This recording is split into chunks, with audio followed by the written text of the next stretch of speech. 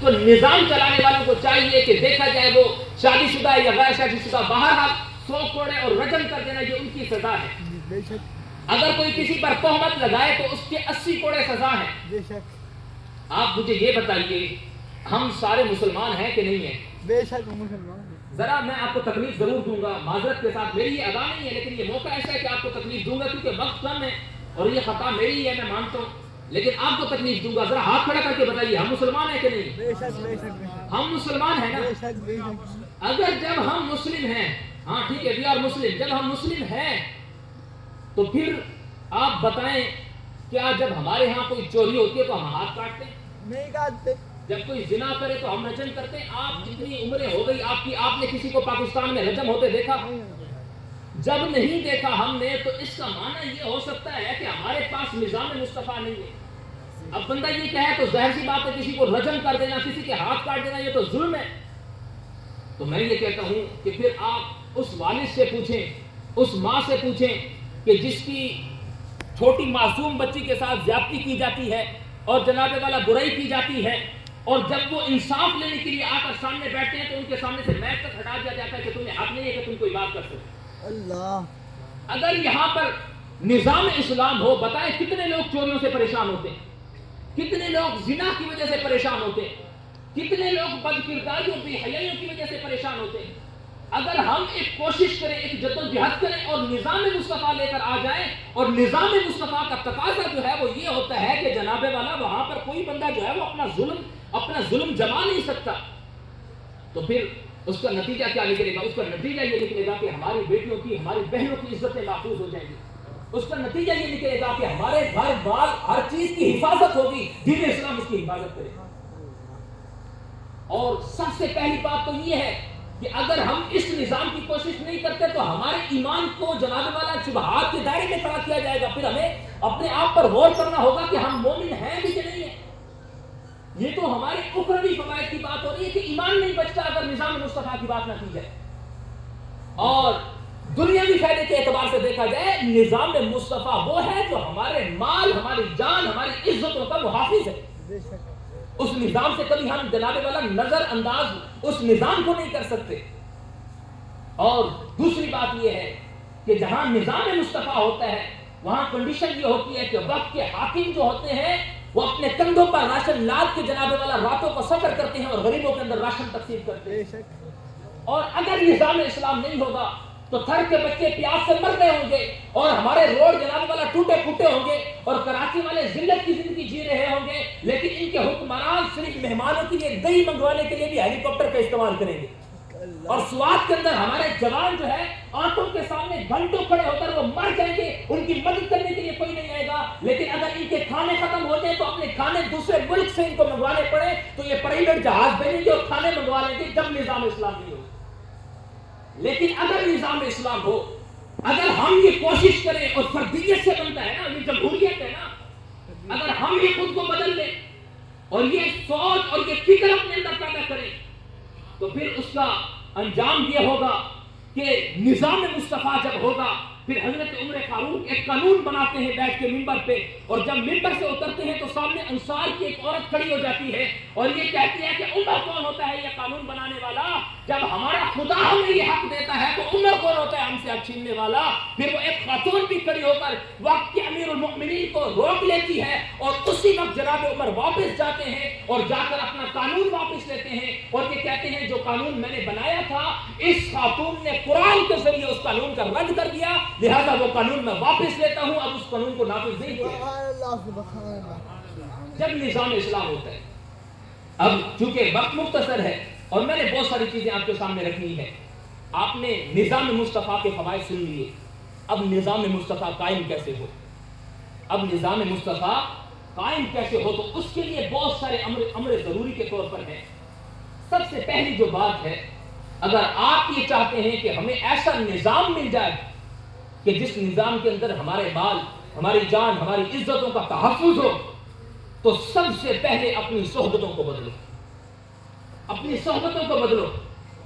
اور کیا صحبت اختیار کرو؟ عشاقان مصطفیٰ کی صحبت اختیار کرو، غیور علماء کی صحبت اختیار کرو. آپ کہیں گے مولانا یہ بات آپ کیا کر رہے ہیں؟ ہم نظام مصطفیٰ کی بات کرتے ہیں اور بدلاؤ کی بات کرتے ہیں. آپ کہتے ہیں علماء کی صحبت. علماء کا تو کام یہ ہے کہ وضو کے فرائض بتائیں، سنتیں بتائیں، یہ بتائیں. علماء ہمیں نظام لا کر دیں گے. تو یہ بات اسی طرح ہے، علماء ہی آپ کو نظام لا کر دیں گے. جناب والا مدینہ منورہ میں رسول اللہ نے حکومت کی جو بنیاد رکھی تھی وہ مکہ میں رکھی یا مدینہ میں رکھی؟ یقیناً مدینہ میں رکھی. اور مدینہ کے لوگوں نے نظام مصطفیٰ کو قبول کیسے کیا؟ اس کی پہلی جو وجہ بنتی ہے وہ حضرت مصعب بن عمیر بنتے ہیں. بے شک. اور حضرت مصعب بن عمیر کون ہے؟ حضرت مصعب بن عمیر کا مکمل تعارف میں نہیں بیان کر سکتا، مختصر وقت ہے. لیکن اتنی بات ضرور کہتا ہوں کہ شام کی ایک علامہ صاحب نے یہ بات کی. انہوں نے کہا کہ یار میں نے صدیق اکبر سے لے کر حضرت وحشی بن حرب کے تمام صحابہ کی زندگی کو پڑھا، لیکن میں اس نتیجے پر پہنچا ہوں کہ مصعب بن عمیر سے بڑھ کے کوئی عاشق رسول نہیں ہے. بے شک بے شک. مصعب بن عمیر وہ تھے کہ جو فنا فی الرسول کے درجے پر پہنچے ہوئے. اور یہ وہ درجہ ہوتا ہے کہ جب ایک محبوب اپنے محب کے روبرو آتا ہے تو اس کے ہم شکل ہو جاتا ہے، اور وہ ایسا ہو جاتا ہے کہ تم من شدم من تن شدی تا کس نہ گوید بعد ازا تو شہ دی کرم من دی کری. وہ اس درجے پر جا پہنچتا ہے کہ اب آپ محبوب کو دیکھو تو وہی نظر آتا ہے، محب کو دیکھو تو وہی نظر آتا ہے. حضرت مصعب بن عمیر عشق کے اس درجے پر فائز تھے کہ جناب والا رسول اللہ صلی اللہ علیہ وسلم کی ذات میں آپ فنا ہو چکے. بے شک. اور جب آپ مصطفیٰ کی ذات میں فنا ہوئے، فنا کا درجہ یہ تھا کہ اب رسول اللہ اور رسول اللہ کے غلام میں فرق نظر نہیں آتا تھا. اور یہی تو وجہ تھی کہ جب احد میں آپ کو شہید کیا گیا، حضرت مصعب بن عمیر کو شہید کیا گیا، تو اس سے یہ خبر پیدا ہو گئی تھی کہ رسول اللہ کو معاذ اللہ شہید کر دیا گیا. آپ اس درجے پر جا پہنچے. رسول اللہ صلی اللہ علیہ وسلم نے بیعت عقبہ اولیٰ جب ہوئی تو اس وقت رسول اللہ صلی اللہ علیہ وسلم نے حضرت مصعب بن عمیر رضی اللہ تعالیٰ عنہ آپ کو مدینہ کی طرف بھیجا. آپ تھک تو نہیں گئے؟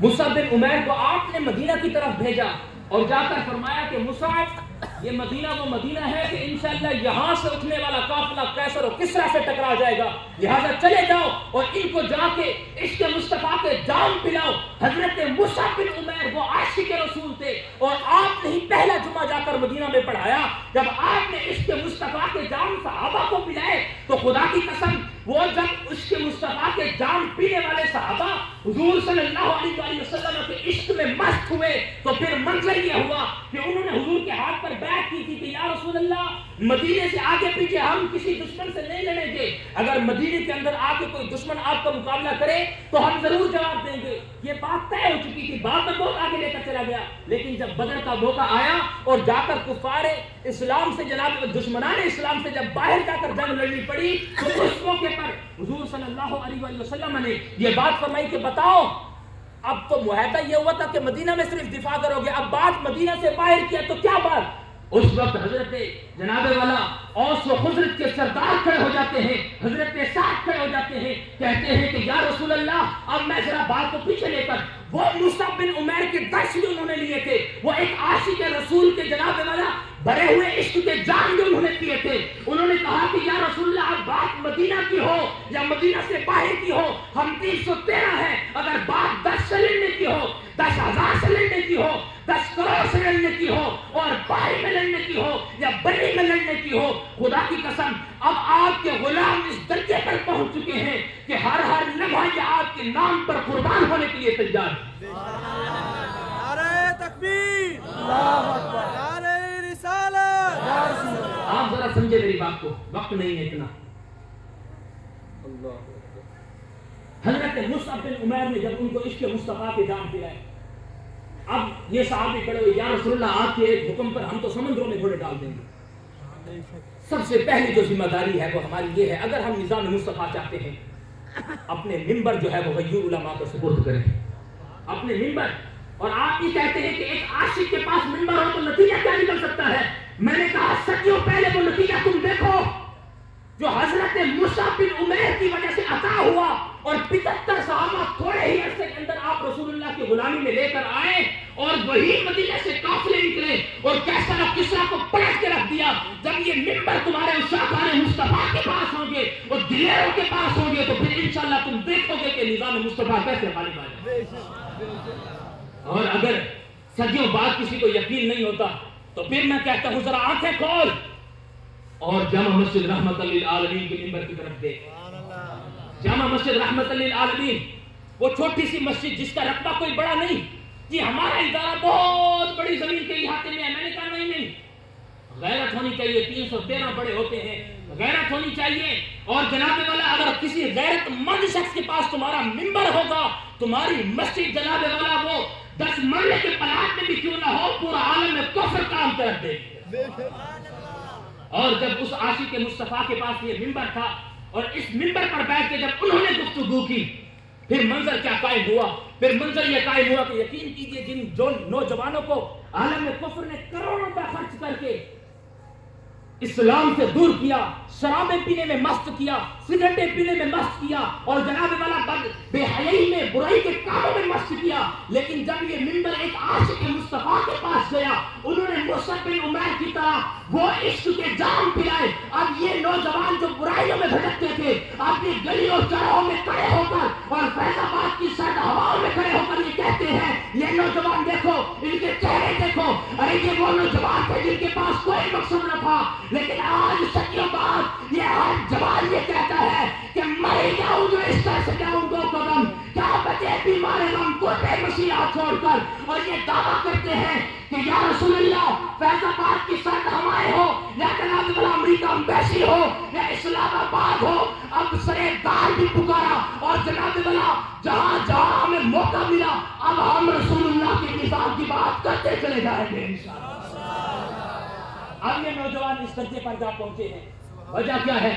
وجہ یہ ہے کہ یہ تمہارے ممبر جو ہے وہ ایک عاشق مصطفیٰ کو ملا.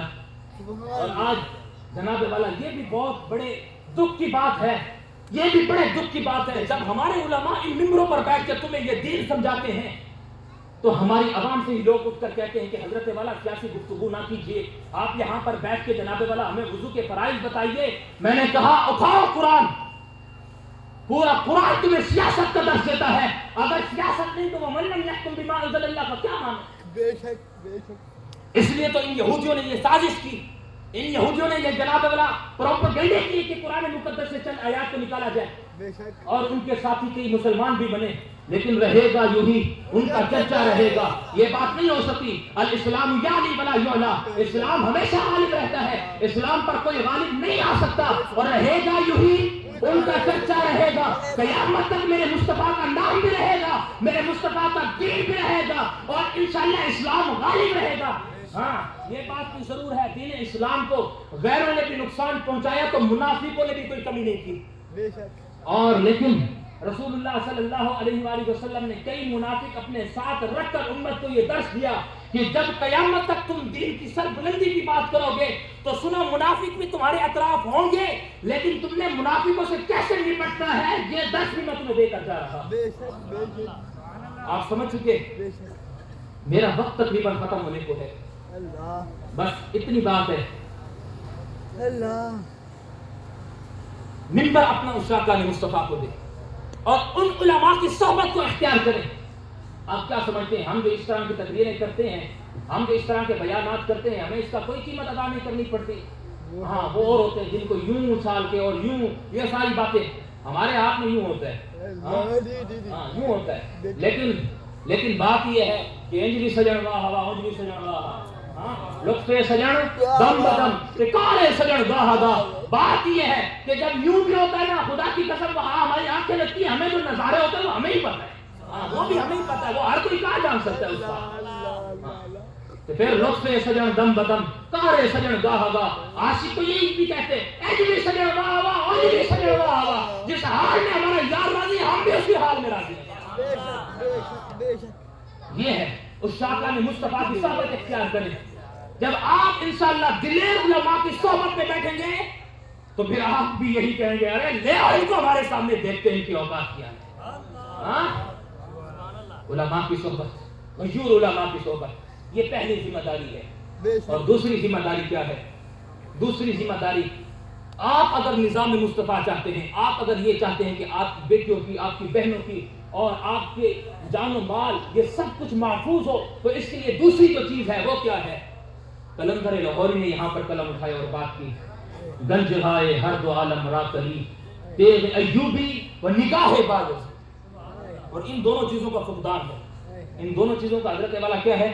فقدان ہے، لیکن یہ فقدان رہے گا نہیں۔ اب حضور کے عاشق جاگ چکے ہیں، انشاءاللہ تم دیکھو گے، تم نے جن کو نشائی بنایا ہم ان کو عاشق مصطفیٰ بنائے، یہ تمہارا کام ہے، وہ ہمارا کام ہے، پھر دیکھتے جاؤ ہوتا کون غالب ہے۔ ہاں بات کرتے ہیں۔ دوسری بات کیا؟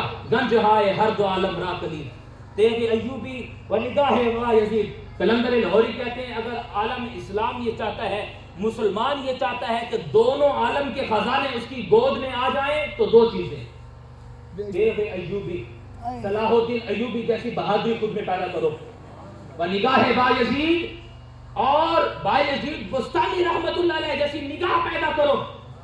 جب تمہارا سینہ جناب والا حضرت سیدنا صلاح الدین ایوبی رحمت اللہ علیہ کی طرح دلیر ہوگا، تو پھر تم دیکھو گے کہ تمہارے سامنے یہ یہود و کفار کیسے لیٹ جاتے ہیں۔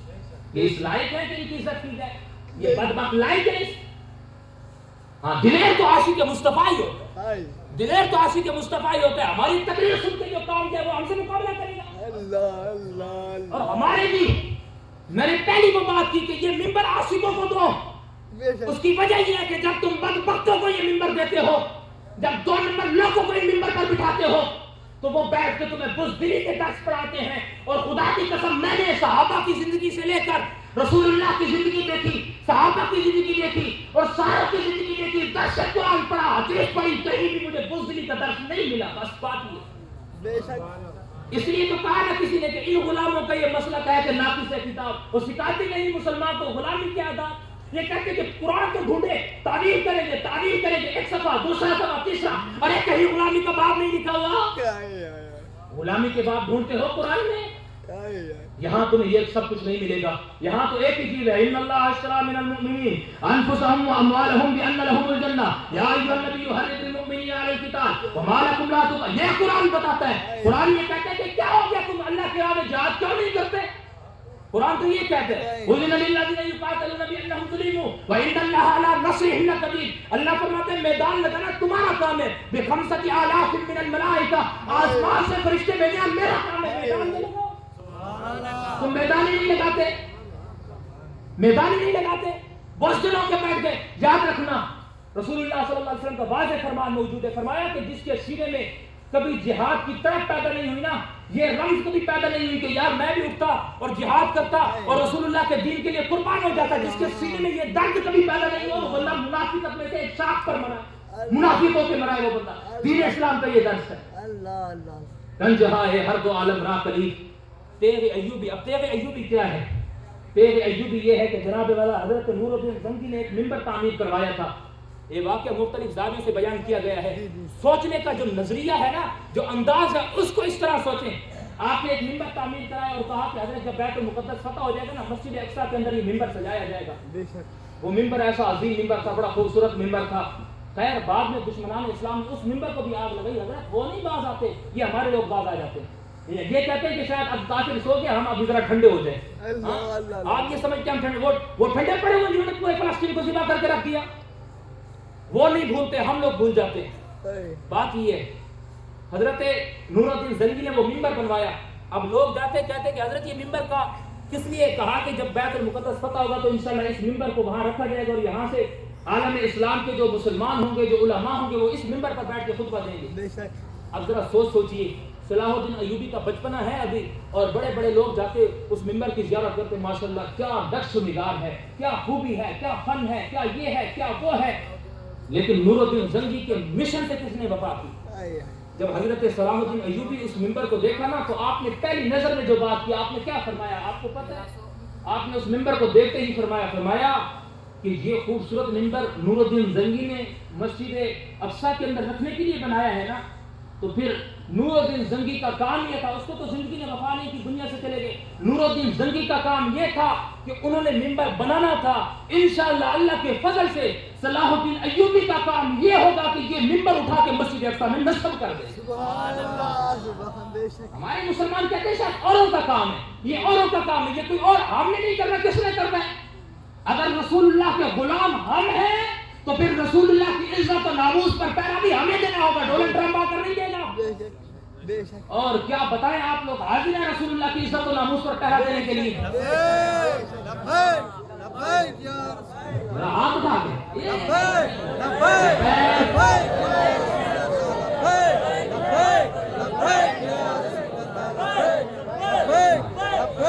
میں آپ کو ایک بات بتاؤں, یہ میرا تجربہ ہے. بعض باتیں ہم کتابوں سے پڑھتے ہیں, بعض باتیں ہمارے تجربے سے ہمیں حاصل ہوتی ہیں. بندے کا دل بوجھ ہو نا, کبھی آپ ڈر جاتے ہو نا, اور بہادری نہ ہونا آپ کے سینے میں, اور گناہوں کے زنگ نے آپ کے سینے کو لپیٹ کر رکھ دیا ہو نا, یقین کیجئے تنہائی میں کھڑے ہو کر نا یوں ہاتھ بلند کر کے لبیک کے نعرے لگایا کریں, انشاءاللہ آپ کا دل نورانی ہو جائے. آپ لگائیں ذرا لبیک لبیک لبیک لبیک یا رسول اللہ, لبیک لبیک لبیک یا رسول اللہ. آپ انشاءاللہ, آپ ہو میں ہو, ہم انشاءاللہ سارے کے سارے صلاح الدین ایوبی کے وارث ہیں. اور صلاح الدین ایوبی وہ ہیں کہ جنہوں نے کفار کے منہ سے مسجد اقصی کو نکالا تھا. ہم رسول اللہ کے وہ غلام ہیں انشاءاللہ مرتے دم تک. آج بات یہ آ چکی ہے مسجد اقصی پر, تو انشاءاللہ ہم اپنے آخری خون کے قطرے تک مسجد اقصی کا دفاع کریں گے, حرمین شریفین کا دفاع کریں گے, نظام مصطفیٰ کا دفاع کریں گے, اور رسول اللہ کی خاک پر مر مٹنے کے لیے ہر وقت تیار رہیں گے, اور دشمنان اسلام کی ہمیشہ راہیں روکتے رہیں گے, اور ہمیشہ یہی کریں گے کہ انہیں جانا اور انہیں جانا, انہیں جانا اور انہیں جانا, کوئی نہیں جانا. سارے ہاتھ اٹھا کے جو شاکان مصطفیٰ بیٹھے, ہاتھ اٹھا کے دشمنان اسلام کو پتہ چلے وہی لے جانا, وہی لے جانا, وہی لے جانا, وہی لے جانا, وہی لے جانا, وہی لے جانا. اور رسول اللہ کی خاطر مر مٹنے کے لیے تیار ہے, وہی لے جانا, وہی لے جانا. لبیک لبیک یا رسول اللہ, لبیک لبیک یا رسول اللہ, لبیک لبیک لبیک یا رسول اللہ. بات کرتے ہیں, کیا سمجھا تم, کیا سمجھے کہ تم ان عشاقان مصطفیٰ کو اپنے جالوں میں پھنسا کے ان کو جناب والے ان کے جذبوں کو ختم کر دو گے؟ سنو, جب تک ہم جیسے غلامان مصطفیٰ زندہ ہیں انشاءاللہ حضور کی عزت و ناموس پر پہرا بھی ہوتا رہے گا, اور درس حسینیت انشاءاللہ ان کو ملتا رہے گا, اور اس کے مصطفیٰ کے جام ہم ان کو پلاتے رہیں گے. اور انشاءاللہ ازل سے لے کر اب تک جس طرح یہ مصطفیٰ کے در پر قربان ہوتے تھے انشاءاللہ اسی طرح ہوتے ہیں اور ہوتے رہیں گے. انہیں جانا, وہی لے جانا. بس آپ لوگ بیٹھ کر نعرہ لگاؤ ذرا شوق سے.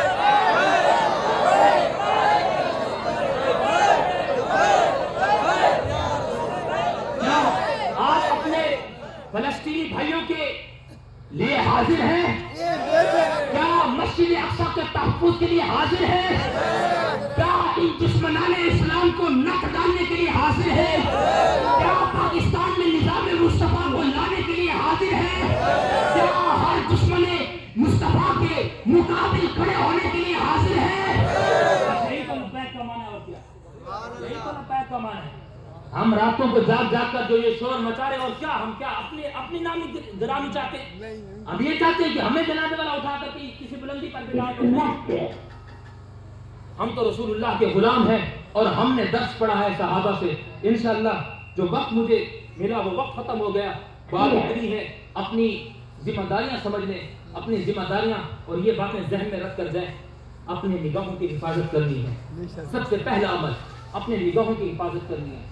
اور دوسری بات یہ ہے کہ گھر میں آپ کہیں کہ میں کیا کر سکتا ہوں, بھئی کلکم راعٍ وکلکم مسئول عن رعیتہ, تم میں سے ہر ایک کسی نہ کسی جگہ کا سردار ہوتا ہے, اور اس کے ماتحت لوگوں کے بارے میں اسے سوال ہوگا. آپ اپنے گھر میں بھی یقیناً سردار ہیں. اگر سالن میں نمک زیادہ چلا جائے اس پر غصہ کرتے ہیں, گھر والے نماز نہیں پڑھتے, بے پردہ باہر چلے جاتے, غصہ نہیں کرتے آپ؟ کیا بات ہو گئی آخر, کیوں نہیں سمجھتے ان باتوں کو؟